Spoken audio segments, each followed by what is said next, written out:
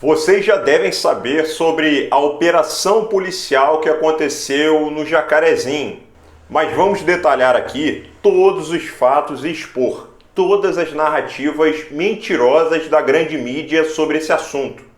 Essa operação aconteceu no dia 6, aqui na favela do Jacarezinho, no Rio de Janeiro, e 28 criminosos foram neutralizados e vieram a óbito nessa operação.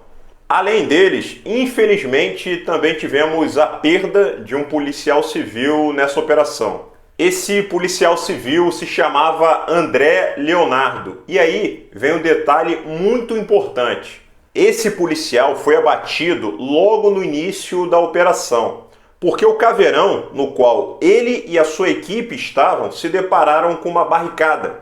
E foi quando eles precisaram sair do caveirão para ganhar território andando. A polícia já identificou que dos 5 criminosos que alvejaram contra a polícia nesse momento e que, consequentemente, tiraram a vida do policial André Leonardo, desses 5, 2 já foram neutralizados e vieram a óbito, enquanto 3, infelizmente, ainda estão soltos e, nesse momento, são foragidos. A investigação que resultou nessa operação durou cerca de 10 meses e essa operação em si envolveu 250 policiais. Desses 28 criminosos, 24 foram neutralizados e vieram a óbito na hora da operação, enquanto os outros 4 vieram a óbito mais tarde porque não resistiram aos ferimentos. Eu já destaquei para vocês todos os fatos que envolveram essa operação. Operação essa que, sim, combateu a ditadura do tráfico naquela região, que usou todos os meios disponíveis dentro da lei para defender o cidadão de bem naquela região. Porque a polícia entrou naquela comunidade, acima de tudo, para salvar vidas. Em primeiro lugar, salvar as vidas do cidadão de bem, que habitam ali e que são reféns desses criminosos. Em segundo lugar, para salvar a vida dos policiais.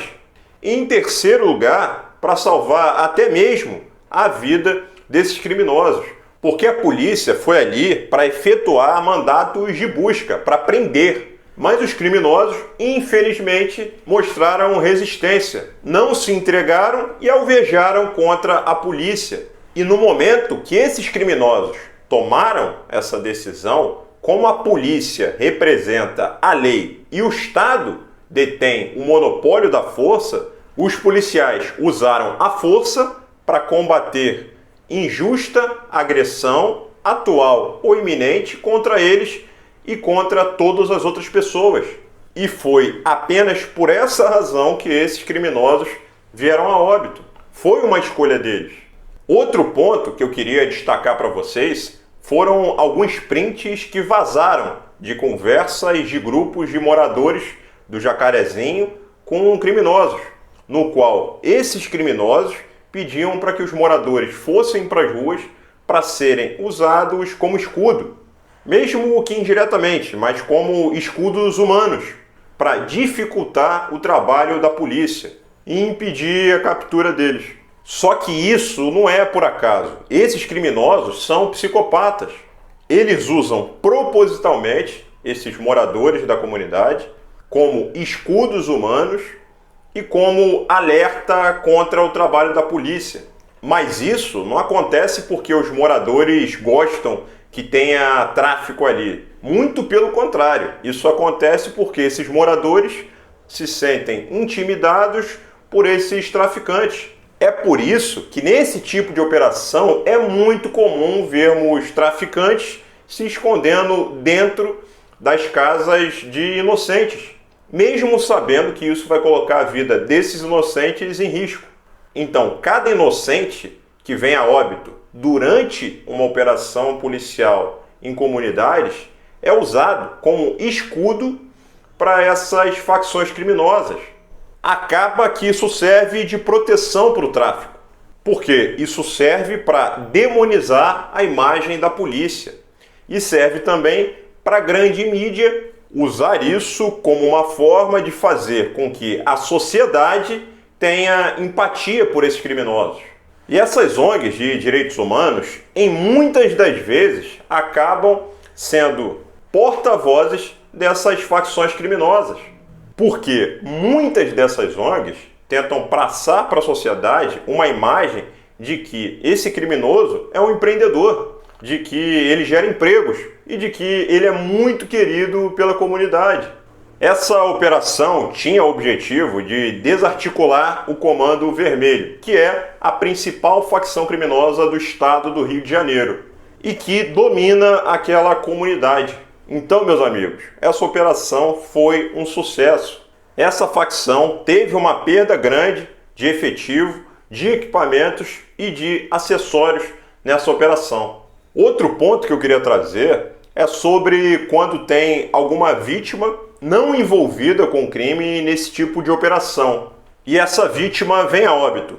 Vocês já repararam como nunca vimos os moradores colocarem a culpa desses óbitos no crime organizado, mesmo sabendo que a culpa é sim dessas facções criminosas? Isso acontece porque essas facções criminosas são extremamente cruéis e violentas. E se um morador de comunidade aparecer na televisão ou em qualquer canal fazendo críticas à facção criminosa que domina aquela região, ele será executado. Enquanto, se ele criticar a polícia, ele terá o apoio do tráfico, terá o apoio da grande mídia e dessas ONGs de direitos humanos. Outro ponto que eu queria mostrar para vocês é sobre os títulos das matérias de uma grande mídia que é militante. São títulos tendenciosos. E com isso, eles não querem informar, eles querem opinar e fazer juízo de valor. E ainda dizem que são isentos. E temos um ótimo exemplo disso nessa matéria aqui. 1/3 dos mortos não tem processos. Vamos analisar tecnicamente duas coisas nesse título. Em primeiro lugar, vamos ressaltar o fato deles usarem que 1/3 dos mortos não tem processos, ao invés de usar que 2/3 dos mortos tem sim processos nas costas. Eles sempre preferem escrever de uma forma que faça o leitor ter empatia pelos criminosos.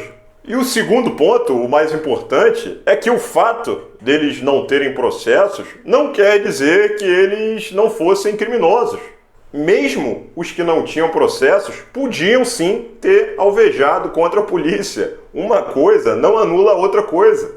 Tanto que no dia de ontem saiu um relatório oficial da polícia que já comprovou que todos eles tinham envolvimento com crime. E isso foi constatado através de registros, de documentos da própria polícia, de confirmação dos próprios parentes dos envolvidos e também de fotos e de mensagens publicadas nas redes sociais.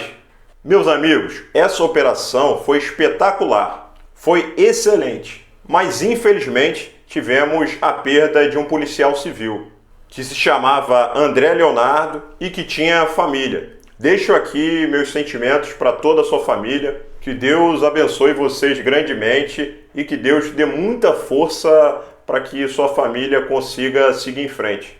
Infelizmente, perdemos mais um policial. Então é isso, meus amigos.